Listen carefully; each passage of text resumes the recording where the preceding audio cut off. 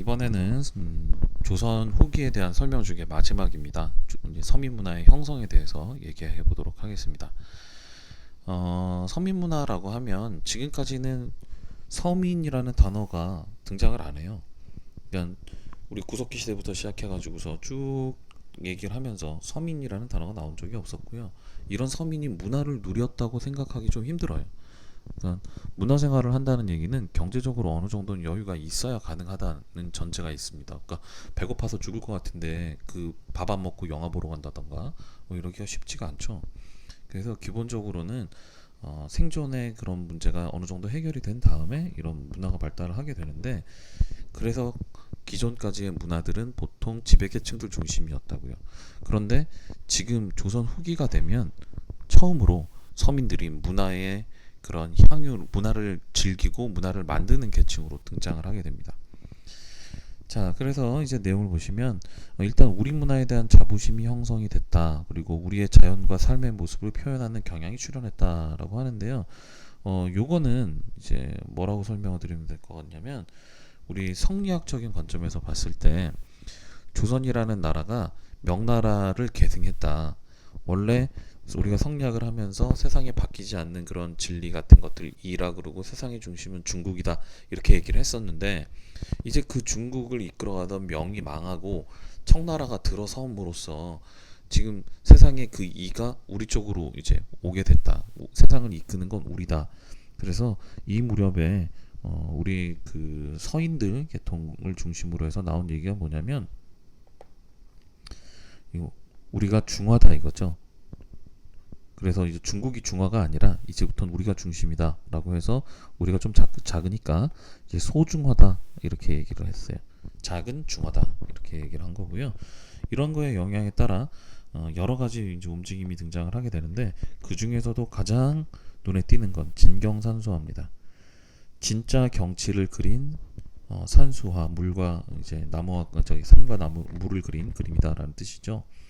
원래 이제 우리의 경우에는 그림을 그리더라도 중국을 너무 좋아했기 때문에 우리의 그런 우리가 눈으로 직접 보는 걸 그리는 게 아니라 중국에 있다고 알려져 있는 것들을 묘사를 했는데, 이때부터 우리 고유의 자연이라든가 풍속 등을 묘사하기 시작을 한 거예요. 그 중에서도 이제 뭐 중국의 여러 그 기법들을 이제 혼합을 해서 겸재정선이라고 하는 분이 유명하시죠. 그래서 겸재정선이 인왕제색도라던가 금강전도 같은 우리나라의 인왕산, 금강산 등을 그리는 그림 등을 이때 이제 보여줍니다. 그런가 하면 김홍도가 이제 굉장히 유명한 작가죠.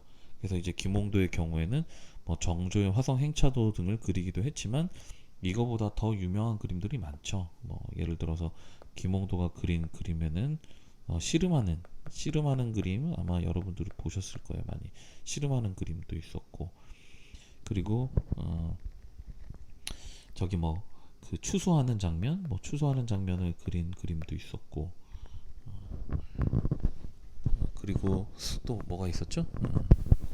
그 김홍도는 우리 삶의 모습들을, 참 그 유명한 장면 있죠. 참 그 서당에서 이제 아이가 이제 매 맞고 오는 장면이 있는 그림. 그래서 이 김홍도의 경우에는 여러 가지 우리가 쉽게 볼 수 있는 장면들을 아주 섬세하게 잘 표현을 했고요. 지금 여기에는 안 나와 있지만은 신윤복도 이런 김홍도하고 비슷한 시기에 활동을 하면서 다양한 그림을 많이 남겼죠. 그래서 특히 신윤복은 그동안에는 좀 소재가 되기 힘들었었던 이제 여성을 소재로 한 그런 그림들을 많이 그렸죠. 그래서 뭐 유명한 거는 이제 단오풍정이라고 하죠. 단오의 그런 모습을 그린 뭐 단오풍정 같은 것들을 그리기도 했습니다. 그리고 이제 서해 쪽에서 이제 우리나라의 글씨체가 나온 거예요. 그 전까지는 중국의 유명한 사람들의 글씨체를 이게 흉내내는 정도였는데, 이광사의 동국진체라던가 그 중에서도 제일 유명한 건 김정희의 추사체죠.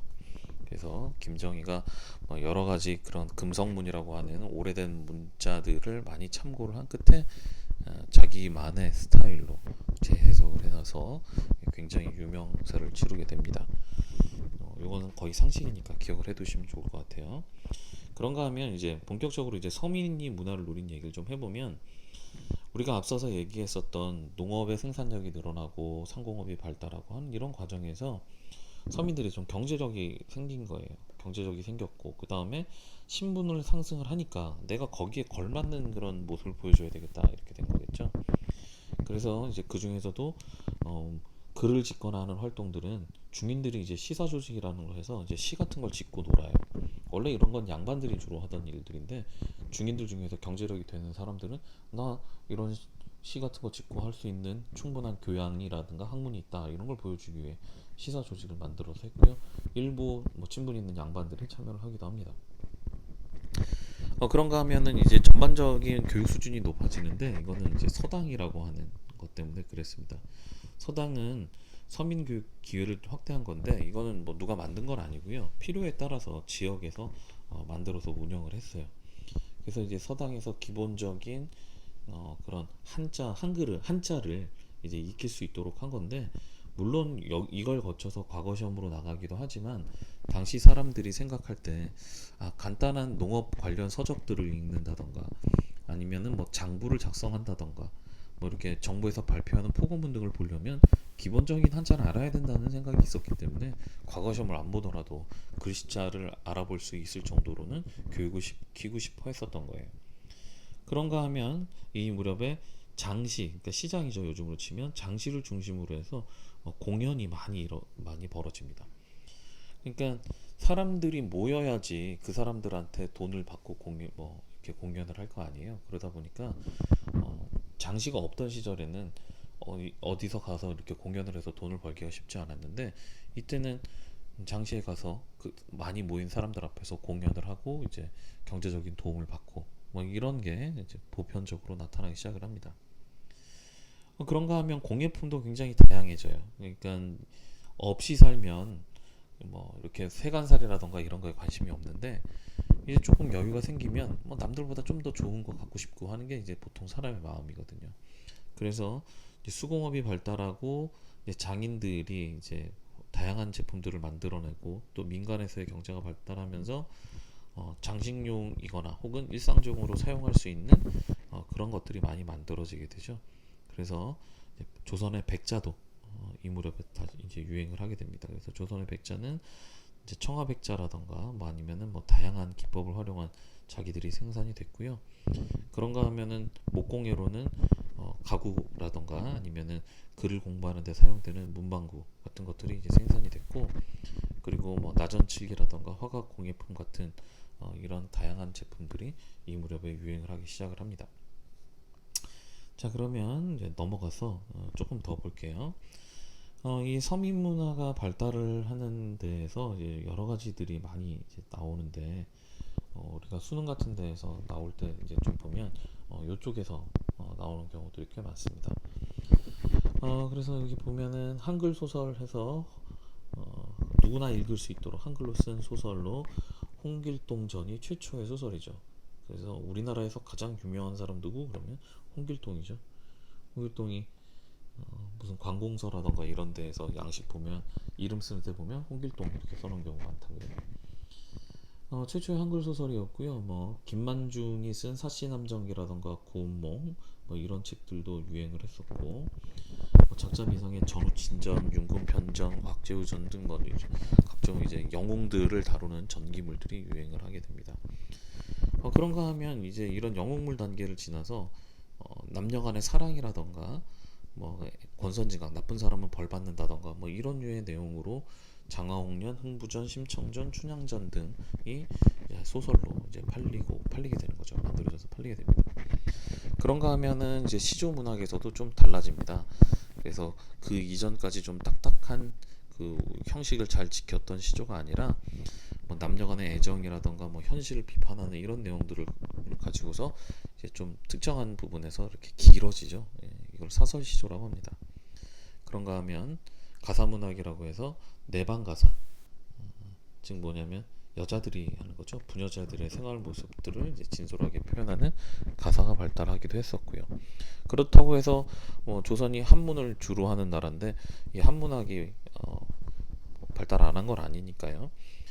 이 한문학들도 많이 나오는데 그 중에서도 특히 이제 실학자였던 박지원의 양반전이라던가 뭐 호질, 뭐 그리고 뭐 정약용이 뭐 한시를 지어서 삼정의 문란을 고발한다던가 이런 것들이 이 당시에 많이 나타나게 됩니다.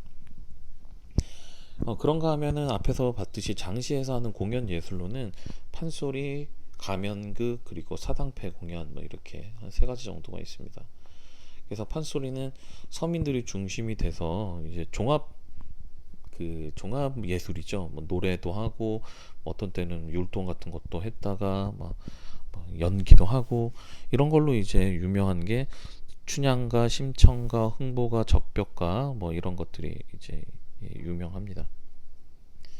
그리고 또 이제 19세기가 되면 이제 왕실에서도 보통 근엄함을 이제 굉장히 중요하는 왕실에서도 대표적으로 흥선대원군입니다. 흥선대원군이 이 판소리를 되게 좋아했대요. 그래서 이제 신재호 등이 고종 때 판소리 등을 정리를 했기 때문에 오늘날까지 예전의 판소리들이 전해지고 있습니다.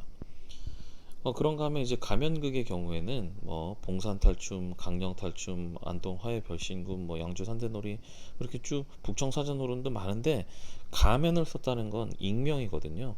그러니까 이 익명으로 그 당시에 이제 양반 사회의 허구나 위선을 풍자할 수 있는 그런 최소한의 그런 보호망이 생긴 거죠.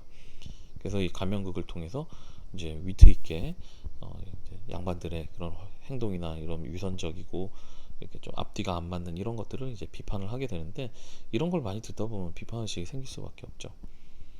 그리고 이제 천민 예능인인 사당패들인데요. 이제 전국 각지를 떠돌면서 뭐 풍물도 하고 줄타기도 하고 뭐 각종 재주도 보여주면서 돈을 벌었다고 합니다. 자, 뭐 그러고 이제 뭐 앞에서 잠깐 다뤘습니다만 뭐 김홍도, 신윤복, 뭐 서민들의 다양한 모습, 뭐 그리고 이제 양반이나 뭐 부녀자들의 생활 애정 표현 이런 것들을 다뤘고요. 앞에서 안 나온 걸로는 이제 김득신, 김석신 형제가 있습니다. 이분들도 당시 이제 생활상을 아주 잘 이제 묘사를 한 작품들을 남겼는데 우리 교과서에 보면 고양이가 병아리를 물어가고 그 장면을 본 아저씨가 이렇게 막 쫓아가는 뭐 그런 장면 나오는데요. 그 디테일한 하나하나의 사람들의 표정이라던가 상황이 당시 생활상을 아주 잘 보여주는 작품입니다.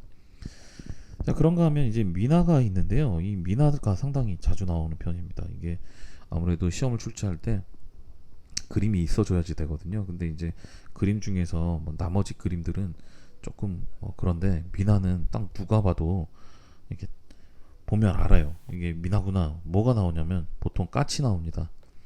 까치 나오고 호랑이 나옵니다. 그래서 까치나 호랑이 나오는 그런 그림 나오면 이거 미나구나 이러면 됩니다. 서민들의 소박한 정서를 표현을 했고요.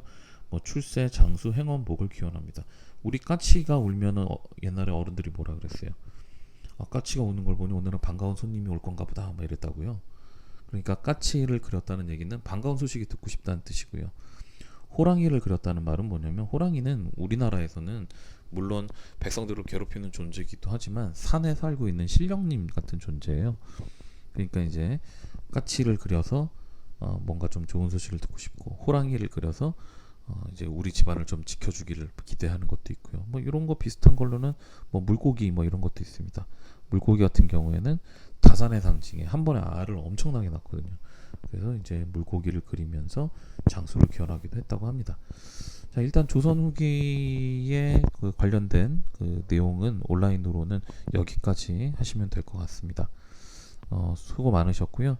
공부하는 데 도움이 되셨으면 좋겠네요. 네, 감사합니다.